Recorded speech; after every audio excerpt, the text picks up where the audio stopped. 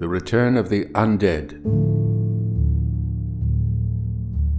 Written by Arthur Leeds.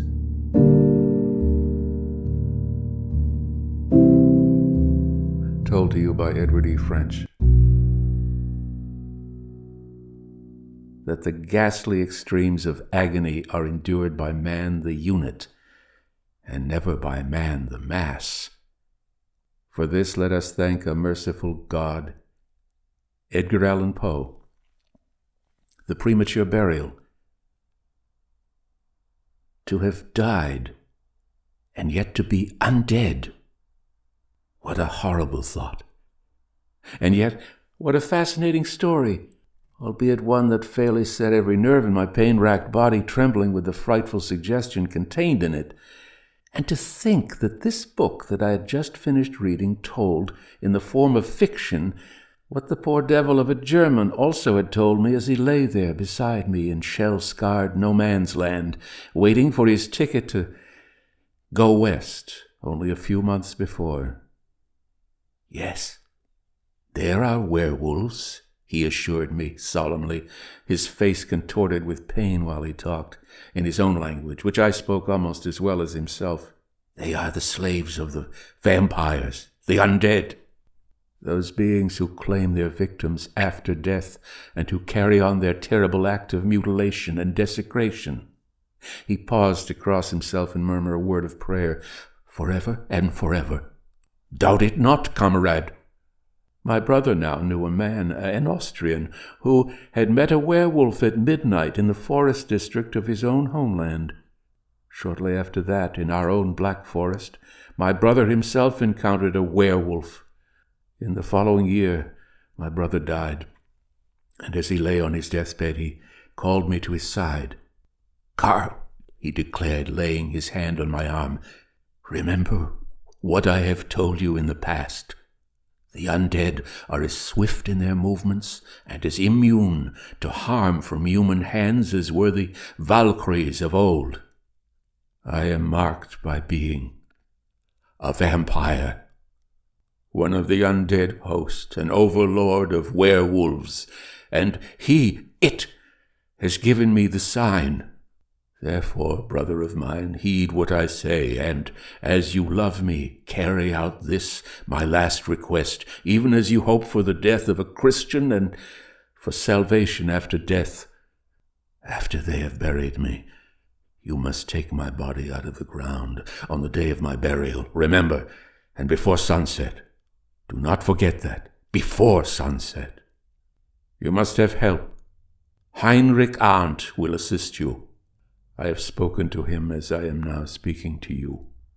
Take me from the coffin and plunge the old sword of our great-grandfather straight through my heart.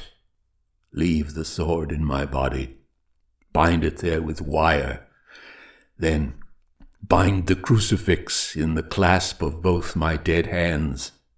Return my body to the grave, and rest content that you have done what I most desire in life and death, for so only can you save me from everlasting torment. I had been unconscious from the pain of my wound and from the horrible thirst when the scouting party picked me up that night. The dead German was left where he had fallen. When I returned to consciousness, it all seemed like a bad dream, and when sober realization of all that I'd been through and all that he had told me came to me, the poor fellow's story seemed to be only the raving of a thirst-tortured brain. Human vampires. Beings that live forever upon the blood of others. Werewolves. The damnable clan of the undead.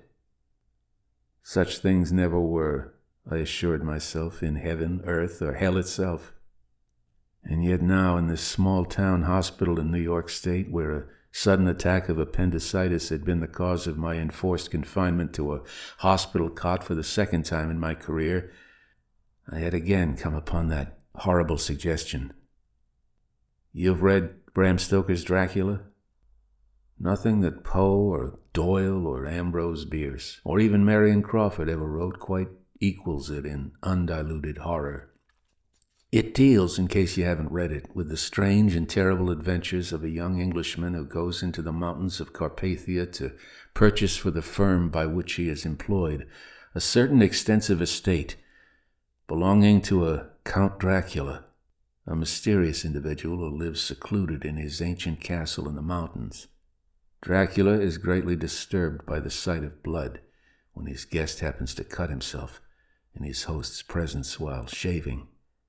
He warns the young man never to let him see blood of any kind, asserting that it has a terrible effect upon him. Subsequently, his visitor learns to his horror that the Count is one of what the author, like my acquaintance of the battlefield, refers to as the Undead. Throughout the day, Dracula lies in an open coffin in the vaults of the castle. At night, as soon as the sun is set, he, as it were, returns to life, when he becomes, while retaining his human form, a blood-sucking vampire, with the power to climb the outer walls of the castle after the manner of a fly, and to transport himself, as if by magic, from place to place about the countryside. The undead, the story explains, nightly seek a victim from whom, while asleep, they suck the life-blood, drawing it from two minute holes, which they bite in the throat. When the person eventually dies as a result of this draining of the vital fluid, the operation of sucking the blood is not completed in one night, but continues perhaps for a week or more. The victim also, after death, becomes one of the horrible society of the undead, and, although buried, nightly comes from the tomb to draw the life-blood from others, men, women, and little children, thus always increasing the terrible breed of human vampires and propagating their hellish practices. My reading of this absorbing, though terrifying book had been greatly disturbed by the unending cries, moans, and uncontrolled expostulations of a child in the outer ward. The little hospital was crowded to the limit, an epidemic of typhoid having broken out in the town only a few weeks before my admission. My own case being an unusually acute and dangerous one, requiring, as the doctors agreed, a great deal of special treatment preliminary to the operation. Dr. Spaulding had insisted upon a private room, and the only one then vacant was situated just off the women's general ward, which was on the upper floor of the little two-story building. To enter my room, one had to pass through this ward crowded with beds filled with girls and women ranging in age from 3 and 4 years up.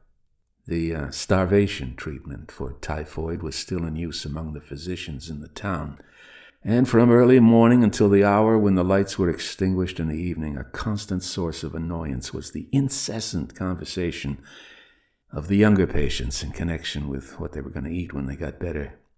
Restricted in diet as they were, this was only natural, but the repeated discussion of their gastronomic abilities and inclinations, which had at first been highly diverting, was beginning to get on my nerves. Every sound from this outer ward was distinctly audible in my room, whereas I had to call pretty loudly if, instead of merely ringing the bell on the cord at the head of the bed, I wished to summon a nurse. Finally, since there was no escape from it, I grew resigned to the situation and tried to read without noticing them.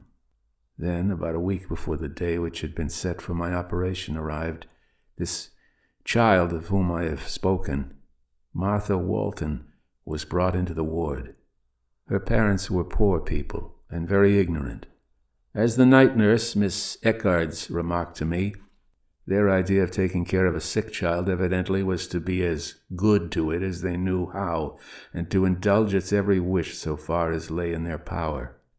Consequently, the nurse had learned from the doctor, when the parents discovered that the little one was very ill, before calling in medical aid, they had stuffed her with all the goodies for which she cried, and had done a dozen other things to heighten the fever and hurry the case to a crisis. The result was that when the child was admitted to the hospital, she was in a much more critical condition than any of the others. Added to this, she was but 10 years old, with no understanding of her trouble, a child who, constantly petted and given in to at home, made the very worst kind of a typhoid patient. Now, hospital romances have been one of the interesting features of the Great War. But my hospital romance was not part of my experience in France. I had loved my present little day nurse, Viola Manning, ever since she first came into my room with a few sympathetic words which were the preliminary to another of those abominable ice caps beneath which the doctor insisted I was to be kept half buried. She had agreed with me that it was pretty tough to have to take the count with an attack of appendicitis after pulling through an operation on my head where the shrapnel splinter had got me, and also recovering from the effects of a gassing, between which and appendicitis I felt there was little choice, administered by the ever-attentive Huns. She loved me for the dangers I had passed, and I loved her that she did pity them. She was, well, just a real old-fashioned womanly girl who understood her chosen work and carried it on with the alertness and expedition of an army nurse, combined with the tenderness of a woman who is born to mother. To paraphrase another and more up-to-date dramatist, who is also a songwriter, if I came out of the ether after the operation, and I would come out, there'd be a real girl waiting for me. On the day following Martha's arrival, Viola had come into my room and opened the door wide so that I could see out into the women's ward. There's the little nuisance, poor thing, who's been giving us all so much trouble since yesterday afternoon, she said, pointing to a cot set in an angle of the ward directly across from my own door. I'm afraid she has only one chance in 1,000 of ever getting better. Just look at the poor little creature, Frank. The youngster was hardly any larger than a properly developed child of 7, and her long, straight, straw-colored hair accentuated the pallor of her wan little face, even with the fever at its height. As she lay there, for the moment with only her face turned toward me, the watery gray eyes seemed to shine with a kind of pinkish glow, reminding me of the eyes of an animal seen in the dark. She was frightfully thin, the arms and hands mere bones covered with yellow, parchment-like skin. The poor little cheeks were deeply sunken, while the thin lips seemed constantly to tremble, giving a consequent tremolo sound to her continual crying and muttering.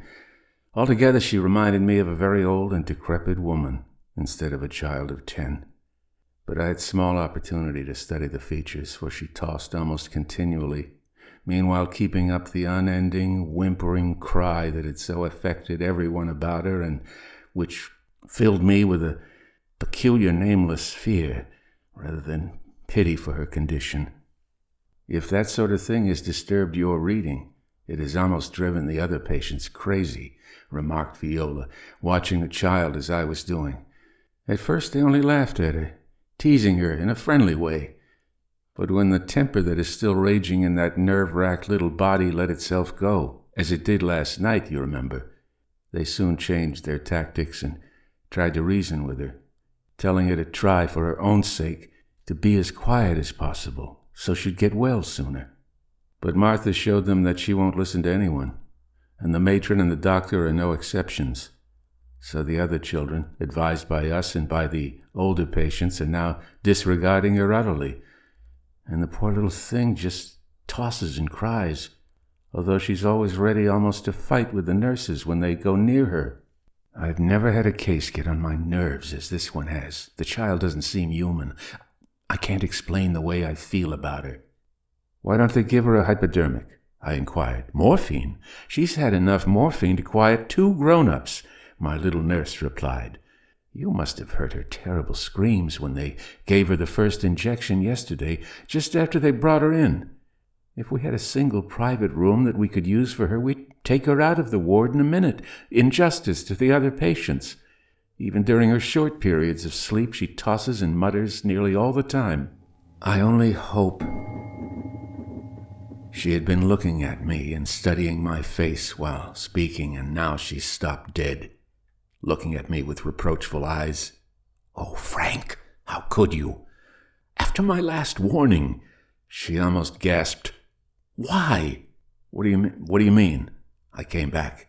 Now, my dear, don't attempt to deceive me. You can't do it. I know that beastly Holloway has been up here again, and he's managed to get some more morphine. I'm going to tell Miss Gregory, as sure as I hope to get you well and have him removed from the hospital. How could you, Frank? I might have known that it was no use to try to lie to my little nurse. No physician had a sharper eye for certain signs of a patient's condition than had this little girl who had promised to marry me. It hurt, but I confessed. You're right. But don't blame poor old Holloway. I don't know how he got it, but I do know that I had almost to swear my life away and beg for half an hour before he'd come through with a few tablets. I needed them, girlie. Really, I did. I'd had a simply rotten day with pain and nerves, and I wanted so much just to sleep soundly through one night. Nonsense, she cried sharply. You had too much of the dreadful stuff over in France. You've become too used to it. But you'll positively not get more than 1/8 of a gram without Dr. Spaulding's orders if I can help it. How much did Holloway give you? Then, confound me, I did lie to her. So it is with the man or woman upon whom morphine has set its grip. The drug makes you lie, and you do so with an easy conscience, unblushingly and wholeheartedly. 6 quarter-grain tablets. They lasted me all night. I woke up 3 times. But I feel fine, comparatively speaking, this morning, and never again, honey, I promise. Never again if I can prevent it, she assured me solemnly. I may not speak to Miss Gregory now, but I'll find a way to keep Holloway down in the men's ward. He should have been discharged before this anyway. And he knows very well he has no right even to visit on this floor without special permission. That's the worst of these little institutions. Rules are made only to be broken. Promise me, Frank, dear, that you'll obey the doctor's orders without question, and not even ask for more morphine than he prescribes. You know, don't you, what your recovery means to me? I promised, and I meant to keep my promise. I kissed her, and she went out into the ward. But what I did not tell her was that safely hidden in the pocket of my nightgown, wrapped in a handkerchief, was a small brown bottle, as yet unopened, containing an even 100 half-grain morphine tablets.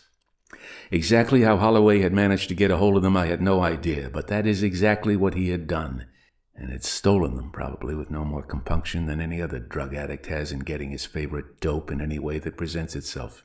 I say drug addict advisedly, for the difference between those sick people who manage to get more than is prescribed for them and those others on the outside who use it regularly as the result of an unconquerable habit is a difference of degree rather than of kind.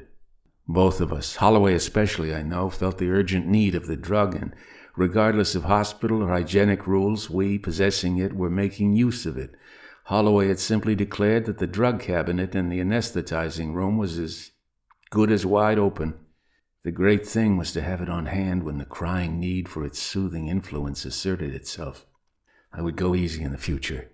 If I was not able to content myself with my allowance of the drug, at least Viola must not know that I was breaking my promise to her, and soon, I felt certain, I would be through with the operation, convalescent, well again, and out of the hospital, ready to claim Viola as my wife. Then I would be through with the accursed drug forever. But it was not accursed to me now. Let Barry sing the praises of his lady nicotine. For just a little while I would have 2 loves, Viola and my lady Morphia. But a word or two is necessary in connection with the effect of the drug upon me. Each night I was allowed the 1/8 of a grain injection, which alone produced no effect whatsoever. I had long since passed the 1/8 of a grain stage. It was what I managed to obtain through Holloway that soothed my aching nerves during the night, and the direct effect of the drug was to so greatly accelerate the brain action as to entirely drive sleep away, leaving me lying there throughout the long hours with my mind a strange panorama of fantasies. There were times during these nocturnal mental ramblings when my soul seemed to be entirely separated from my body. I appeared to stand apart and watch, fascinated, that part of me, the physical body containing the disordered mind which lay there on the bed. And this very mental condition, the fascinating guesswork as to what new pictures would unfold themselves each night, the mystery and uncertainty of it all, irresistibly enticing to a mind such as mine, These were the things that made me cling to my little bottle of white tablets as the drowning man clings to the proverbial straw. But I had given Viola my promise, and for her dear sake I would try to keep it. Why seek the battle with forces which one knows one cannot combat successfully, unaided? I do not believe that anyone unaided has ever successfully flung off the grip of a drug habit such as that which now held me in its power. Every night preceding the operation I had just a little, extra morphine. Enough, as it were, to feed the desire for it. Not enough to show itself, or at any rate Viola made no comment that led me to believe that she had noticed anything. If she had, I suppose I should have done my best to lie out of it, and felt justified in doing so. And now the operation was successfully over. 2 days had passed since they carried me back into my little room and congratulated me upon having won out against death again, coming through an operation that was, and I believe remains, unique in the history of operations upon that annoying physical excess baggage known as the veriform appendix. It would be another month, perhaps, before I could get up.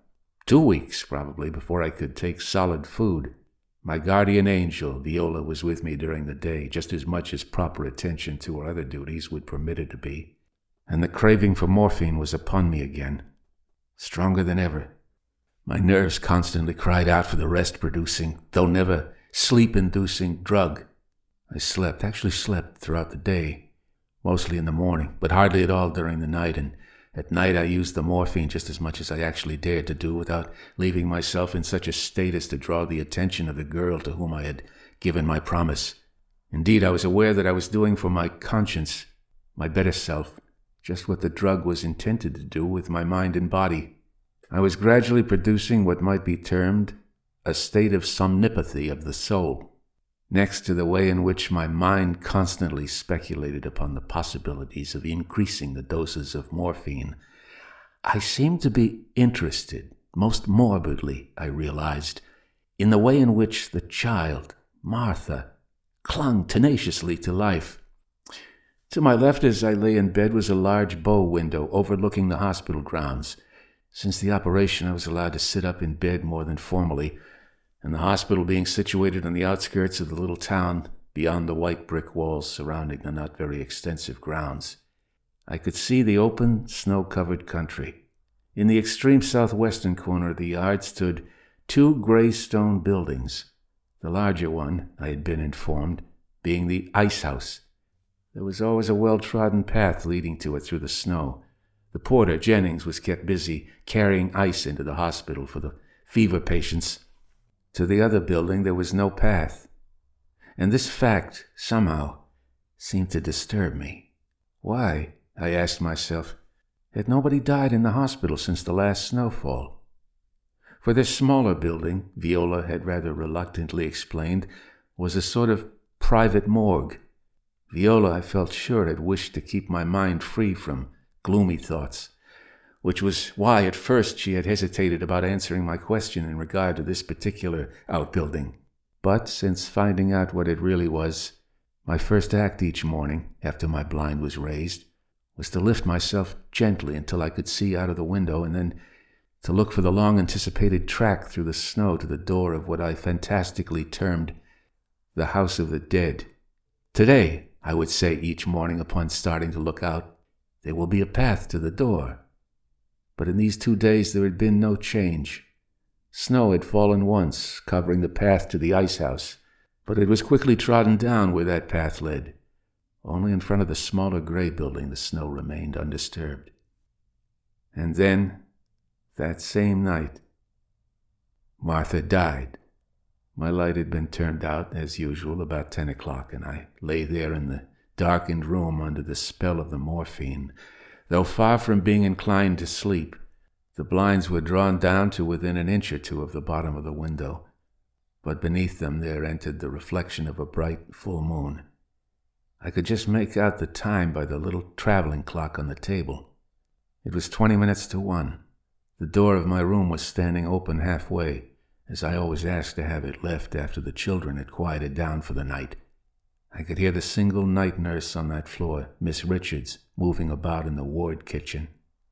Martha had not been asleep since early in the evening. She lay there, tossing, as was her habit, and moaning in a way that caused my nerves fairly to dance, although the peculiar fascination I felt in watching her made me bear with the annoyance. I listened to the monotonous, jarring sounds until I was on the point of ringing for the nurse to come and close my door.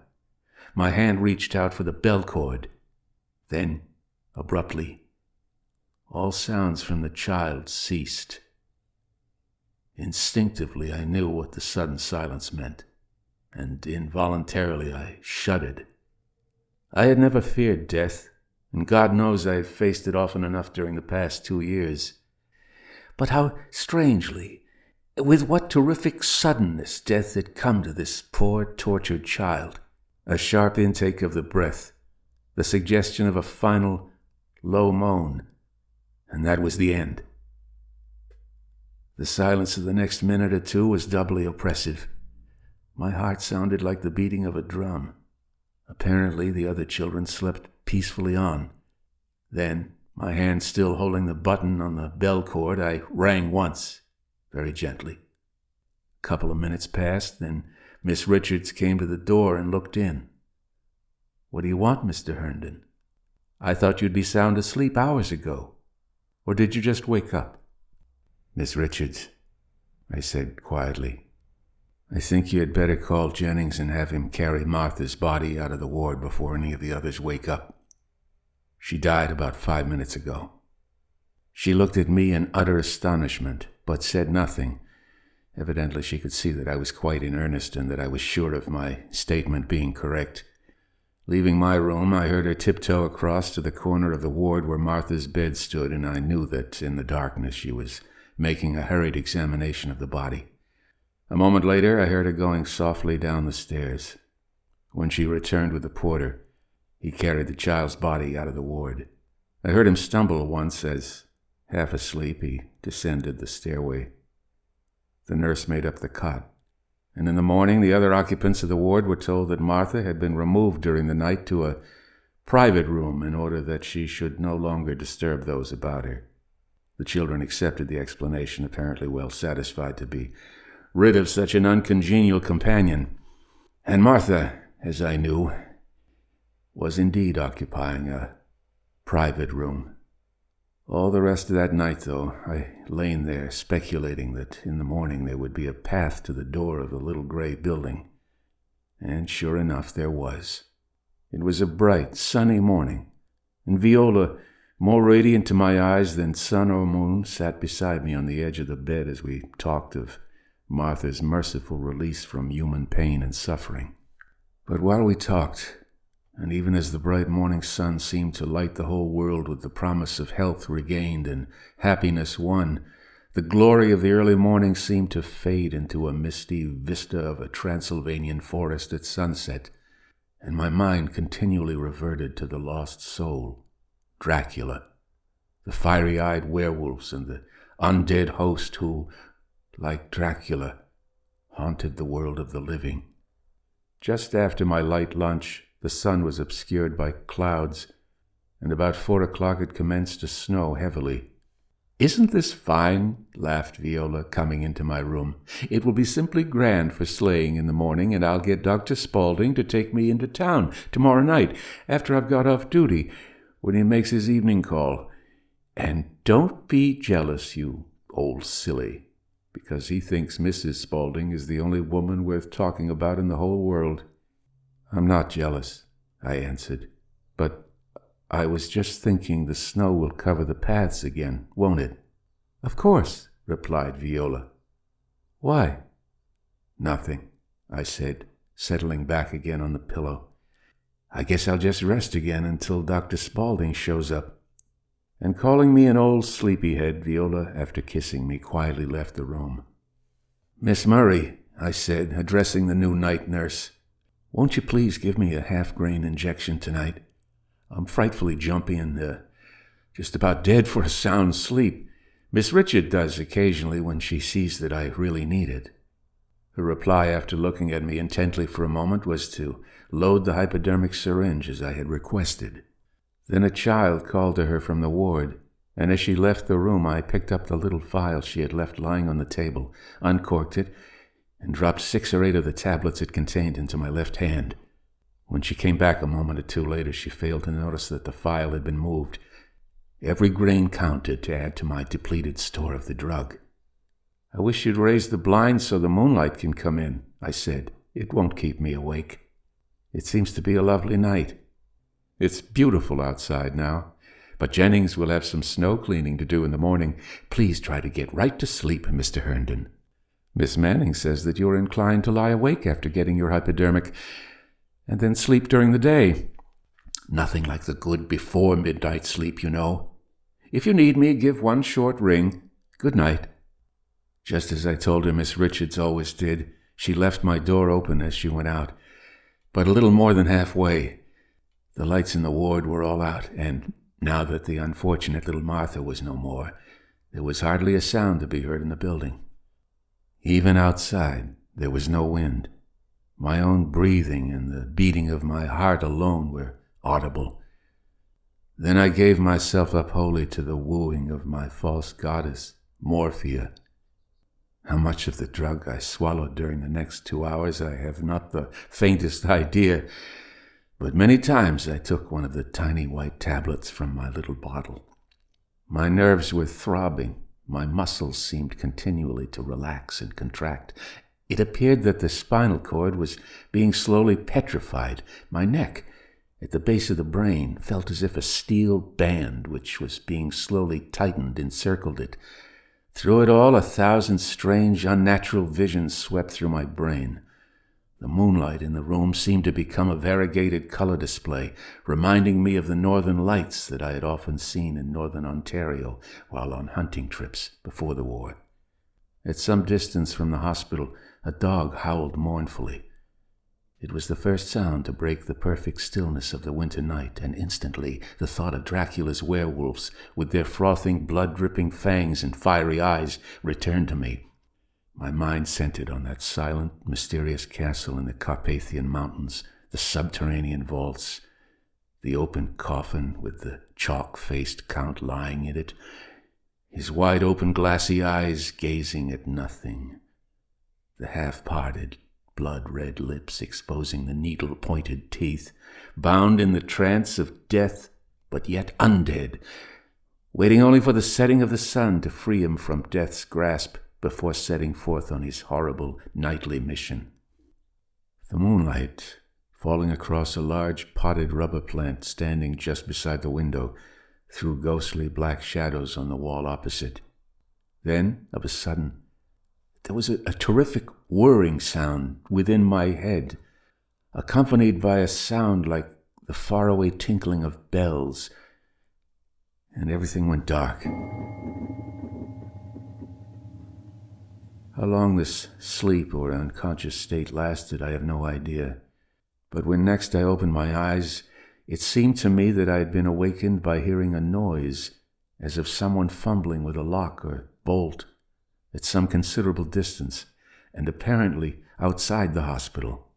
Then, and this occasioned me no small amount of wonder, I raised myself without any effort to a sitting position. Up to now I had been unable to raise myself except very slowly on account of the pain in the region of the operation wound. I looked out of the window. All outdoors was still bathed in a flood of moonlight, though now the moon was sinking lower.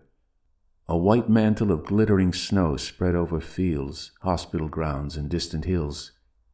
There was not even a path to the ice house. Suddenly, one of the children in the ward commenced muttering in her sleep. From mere curiosity, I lay back, trying to catch her disconnected words. Altogether, it was perhaps 5 minutes before I again sat upright, feeling moved, by what force I cannot say, to look out of the window. As my gaze turned toward the corner of the yard, the blood in my veins seemed suddenly transformed into ice, while my heart, for a second or two, apparently stopped beating. The moonlight had suddenly and most strangely taken on almost the brilliancy of early morning sunlight. Every object in the grounds was distinctly visible, and horror unutterable. The door of the house of the dead was flung wide open, and from the doorway there ran a single track made by a pair of naked feet, the prints pointing as the track ran toward the hospital. 5 minutes before I had seen the door closed, the snow in the yard smooth and undisturbed. Then I recalled the noises of the rattling lock or bolt, which sound apparently had awakened me. A thought flashed into my mind that caused me to reach out for the bell cord, but my arm fell as if paralyzed. I tried to call out, to scream, but no sound came from my dry, contracted throat. Martha had come back, but as what? The silence in the hospital was as of the grave itself. I lay like one already dead. The brain alone remained living and conscious of the awful horror of the situation. God, this was maddening. Surely helplessness in the presence of such terror is the climax of human agony. Then an added dread made itself manifest. Horripilation swept over me. Distinctly I heard the patter of naked feet steadily approaching. Up the main stairway, across the short hallway, then into and across the ward, toward the open door of my room. I could not cry out, could not even pray. Thought itself seemed almost impossible. I closed my eyes and waited. A board in the floor squeaked faintly. I had heard it do so often when stepped upon. Against my will, yet compelled by a power I could in no way control, I again opened my eyes. In the doorway, plainly seen in the moonlight, stood the dead child. Dead, did I say? This being was alive, or rather, horrible as the realization was to me, it was undead. The long yellow hair hung straight down over the drooping, bony shoulders.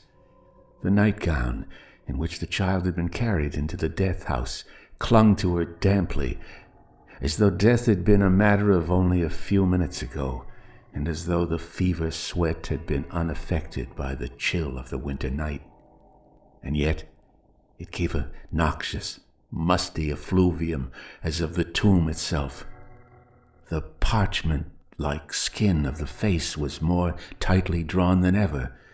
Its pallor contrasted sharply with the scarlet lips, thin and cruel-looking, that now seemed drawn back in a sort of venomous smile, exposing the irregular and, in life, badly cared-for teeth. Only the canines appeared to have escaped decay, or to have been replaced since death had occurred. I noticed that they were unusually long and sharply pointed. But the eyes!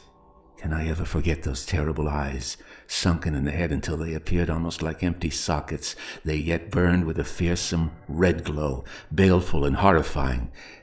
But in another way, the face upon which I gazed was changed. Not alone was it the awful pallor of it that showed the work of the hand of death.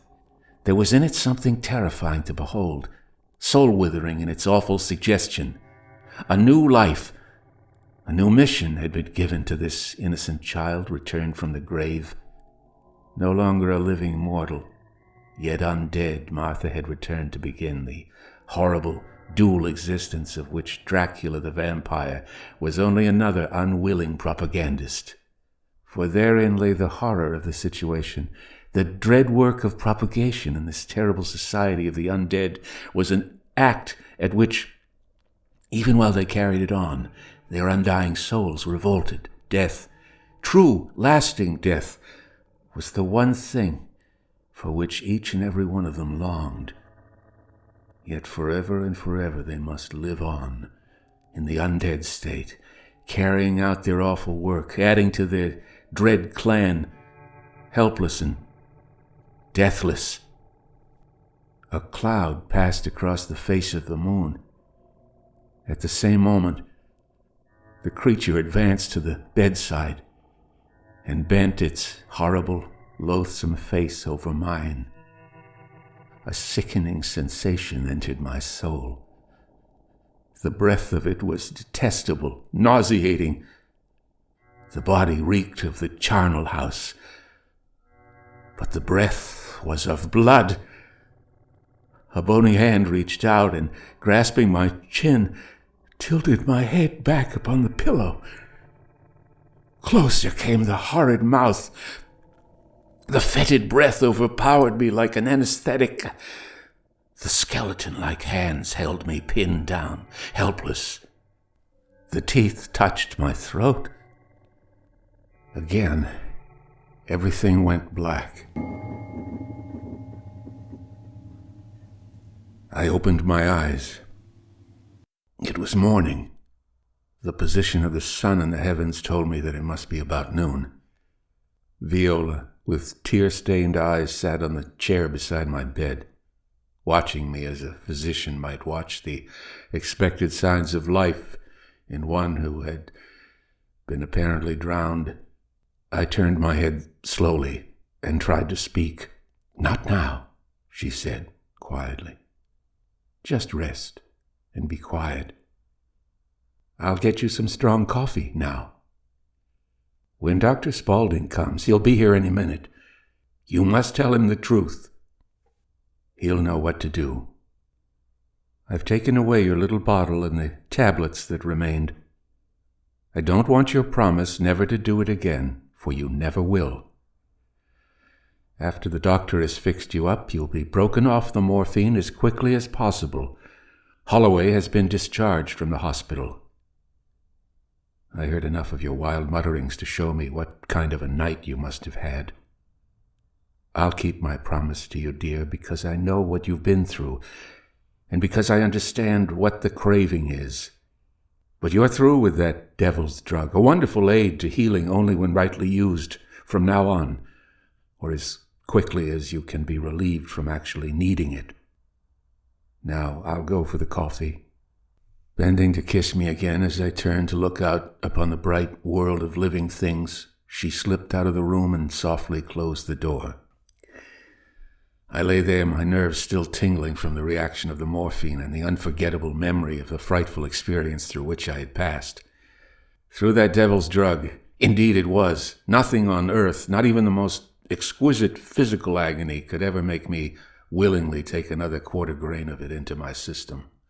Could the imps of hell itself have devised a more soul-shattering torture than that which I had brought upon myself only a few hours earlier? And poor little Martha. To have her, in that terrible fantasy of darkness and death, brought back to earth, to a world where toward the end her frail body had been so racked with pain, her poor little brain so distraught by the dread of the hypodermic needle which I had learned to look upon as a nepenthic solace for which one might almost willingly die. And to be brought back in that appalling form. Thank God she was now as good as in her resting grave. Today she would be laid in it, and her sorrowing parents would pray for the repose of the soul of the little one whose death, though they probably would never realize it, was at least partly traceable to their own misguided but well-meant efforts to be good to her. Voices outside my door. I turned over on my back and, with considerable effort, raised my head from the pillow, the better to catch the words. Not the children in the ward talking together. It was Viola's voice, and then, in vehement response, that of Jennings, the porter. Every word they uttered seemed to be burning into my very brain. "But I tell you it's impossible. There isn't a child in the whole ward who has strength enough to stand alone at present, let alone walk about. Not one of them could have left her bed without assistance. And you surely don't think that Miss Murray goes about her night work in her bare feet, I hope?" "I don't think anything so silly," I heard the porter respond. "And I tell you again, they was small footprints, a little one's tracks. Maybe one of the little boys could have come upstairs. Maybe one of your little girls walked down in her sleep, spite of what you say. Whoever it was, the tracks went both ways and showed up plain on my clean steps. I shined them up pretty with the oil mop about 1 o'clock this morning, same as I always do. Miss Murray's felt slippers don't track up my clean floors. Well, I wiped the stairs off again while you was down in the kitchen a while ago. If you didn't have so many rugs scattered around this floor, I bet you could tell which cot the tracks led to. And I bet you 'twas the little Ryan girl. Miss Richards told me she's always wanting to get up and go downstairs to talk to her big brother. This typhoid's the craziest disease I ever heard of. It gets 'em all, old and young, and makes 'em silly in the head. I bet you 'twas the little Ryan girl. Their voices died out as they walked across the ward. I dropped my head back on the pillow. A thought that was almost unthinkable was creeping into my brain, chilling my heart, withering my soul. For I was certain that if Jennings really had seen the prints of a child's feet on the stairs, I knew only too well whose tracks they were. And they were not those of the little Ryan girl, though perhaps they might some morning be traced to her bed. Slowly my right hand crept up to feel at my throat. With my left I reached out for the electric push button. I wanted to ask Viola to bring me a mirror.